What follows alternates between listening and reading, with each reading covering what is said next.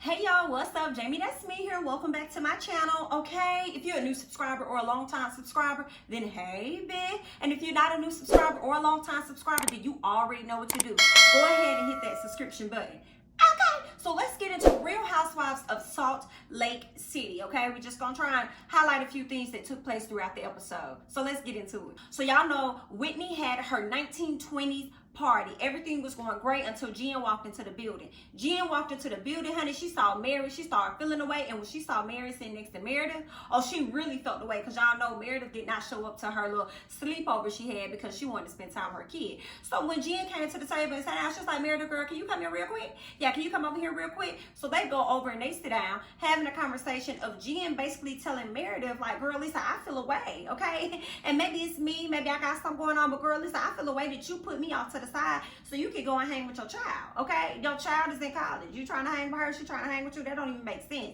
And Meredith is like, girl, absolutely. I told you I'm trying to spend more time with my children. Okay, so I mean, I'm confused at what the issue is here. And Jen's like, well, you know, I wasn't sure. I mean, I hear what you're saying, but you know, you also over there going to church and stuff with Mary. So that made me feel like, girl, you really not trying to be my friend because you're trying to be friends with Mary because Mary don't want me around. And I'm like, girl, stop lying, okay? It's not that Mary doesn't want you around. You don't want Mary around, okay? And you done sat up here and came up with all these scenarios in your head as to why your friend didn't want to be with you on that night, okay? And first of all, why are we even having a conversation about this when my children will be a priority over you any day? Why are you even flexing up on me when it comes to something like that? Okay, that makes no sense. Our girl, like I said, all right? Just because you ain't trying to be out here spending time with yours ain't got nothing to do with me trying to spend time with mine. Okay.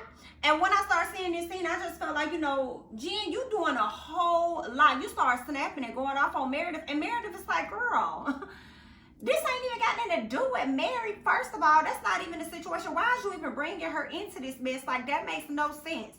Just kept talking about this lady. And what I loved that Meredith said, Meredith was like, listen, I cannot resolve what is going on between you and Mary. That is why I'm not putting myself into it, okay? So Meredith is being what I think neutral is like, girl, I'm cool with both of y'all, but I'm not gonna get in y'all BS. Y'all gonna have to resolve it, etc. on y'all own. I'm not even gonna offer my opinion on the situation. So I mean, I don't know what it is that you want from me, you know? So I really appreciate Meredith telling Jen that, but Jen didn't want to hear that shit, okay? Jen was like, girl, no, this lady done crossed me and my family. She done did this and that. You say you my friend, girl, you gonna have to cut this girl off. And Meredith is just like, honey, listen, girl, I'm a grown woman, okay? I'm a grown woman with grown children. You're not gonna come over here and tell me how it is I need to move. So what I am going to do for you, okay, I am going to move myself from this situation and go sit back over there where I'm at. But not only did she go and sit over there, or really she didn't go to sit, she went and grabbed her, okay? That's what she went to do. And she had a conversation with somebody, I don't know if it was Heather or Lisa, because I think Lisa was talking to, what's her name? Lisa was over there talking to Jen at one point. Then I think Heather and Whitney went over there and talked to us. So I think Meredith was talking to Lisa like, girl, no, you're not gonna stop me from walking out this door because I don't tolerate BITs talking to me like that. And we're not gonna do that, girl. I'm gonna go ahead and head out. All right? And I'm just like, okay, Jen was just doing too much. Too much. Okay? I'm like, Jen, come here, girl. Come here. Sit yours down. Sit down. Sharif, come here. Come here. That's your wife. Bring yours here. Sit yours down. Okay? Sit down. You need to get under control. You hear what I said? Get her under control. That's what I said.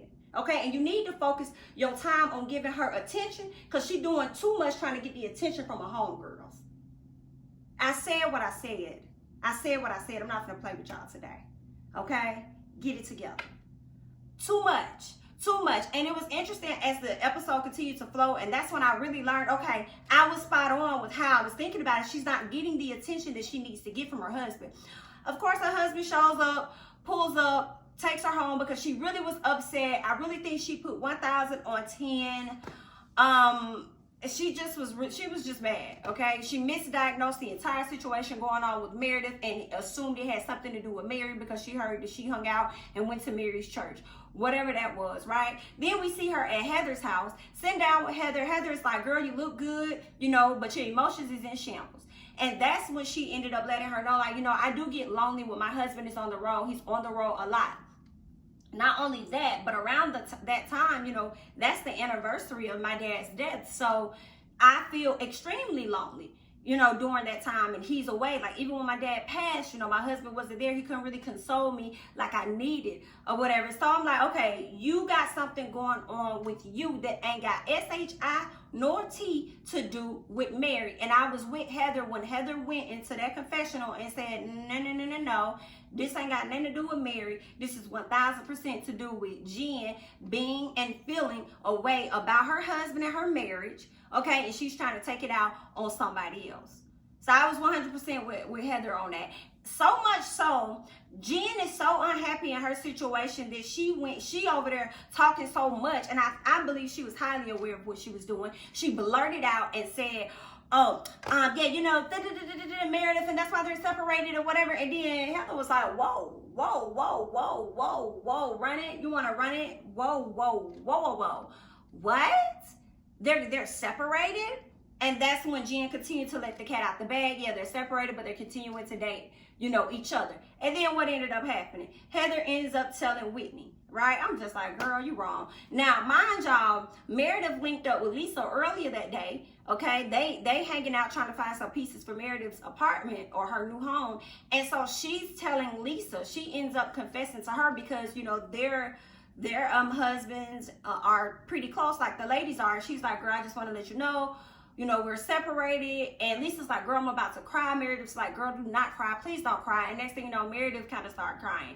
But it was a genuine moment. You could tell they are really and truly friends, in that moment. But I do like the fact that they are dating. It's like, yeah, we're separated, but some people be separated and they really move on with other people. Now, mind you, the verdict is still out with Meredith on that.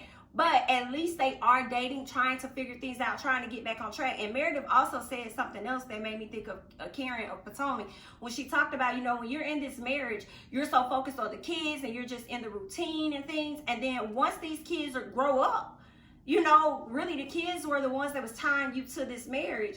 Now it's like you got to reevaluate how you all operate and move with each other since you all are now empty nesters. And that's kind of the same thing that Karen and Ray over in Potomac are going through. However, they're still in the home, still married, not separated, and they're continuing to figure it out. But it looks like Meredith has moved out and the husband stay traveling anyway. But hopefully they can get back on one accord because Seth seems like he is a really, really nice guy. And I really like Meredith on the show. So I'm hoping that her marriage can survive. And that would be really interesting for her to come into Real Housewives.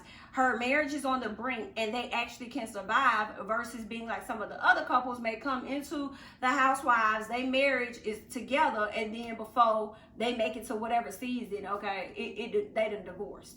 So it would be great to see the opposite happen with Meredith and Seth. Y'all already know Burruss, who is Meredith's son, is not fond of Jen, for real. And to hear his mom talk to him about how Jen spoke and came at her at the event, he already was on edge about her. Now he continuing to feel a way about this lady. But Meredith feels as though she is owed an apology. And I agree. Okay, that was misdirected anger, girl. You got some other stuff going on. You trying to put your SHI on me, and that's not my fault. Okay? And I think that even if Meredith felt as though she could have hurt Jen's feelings in any fashion, I think how Jen handled the situation was so wrong to where Meredith couldn't even explain everything to her. You know what I'm saying? Jen came there on straight attack mode. So y'all know Mary has decided to do a formal luncheon where she and Lisa were having a conversation about it. She was thinking about doing it. Everybody likes to get dressed up, get cute, and it's just a place for them to sit down, possibly sort out issues, and move forward from some things. She was on the edge of whether or not she was going to invite Jen. She really didn't want to invite Jen, but she didn't want Jen to have to say to her, well, you didn't even invite me. So instead of doing that, she's like, well, I'm just going to invite her. But then on the flip side, I could be shooting myself in the foot because what if she show up? You know what I'm saying? So, girl, damn if you do, damn if you don't, honey. So just might as well do, girl, and just let it be what it's gonna be. So we get to the day of the event, and first of all, Mary is disrespectful as hell. I ain't really like how she was talking to the event planner and whoever the other dude was or whatever.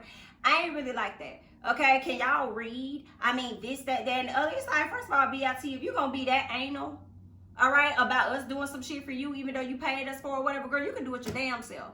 Okay?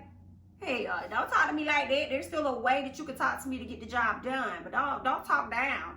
All right? So they get to the event. It was a lot of small talk going around that I didn't catch, but what I did catch was Jen opening up a little bit and talking about her dad and their history and things, and how a lot of weight falls on the oldest child.